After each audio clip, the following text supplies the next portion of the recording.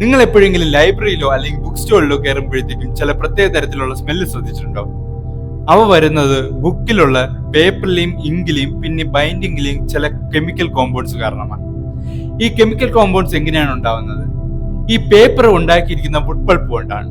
Would പൾപ്പിൽ main ആയിട്ടും സെല്ലുലോസും പിന്നെ അതിനെ ബൗണ്ട് ചെയ്ത് വെച്ചിരിക്കുന്ന ലിഗ്നിൻ എന്ന് പറഞ്ഞ പോളിമറുമാണ് ഉണ്ടായിരിക്കുന്നത്. ഇവ കാലക്രമേണ വെളിച്ചവും മോയ്സ്ചറും കാരണം ബുക്കിലുള്ള മറ്റു കോമ്പൗണ്ട്സുമായി റിയാക്ട് ചെയ്ത് ബ്രേക്ക് ഡൗൺ ചെയ്യുന്നു. അങ്ങനെ വോളറ്റൈൽ ഓർഗാനിക് കോമ്പൗണ്ട്സ് ഉണ്ടാവുന്നു. ഇവ വേപ്പറൈസ് ആയി ചുറ്റുമുള്ള ഏരിയയിലെല്ലാം പടരുന്നു.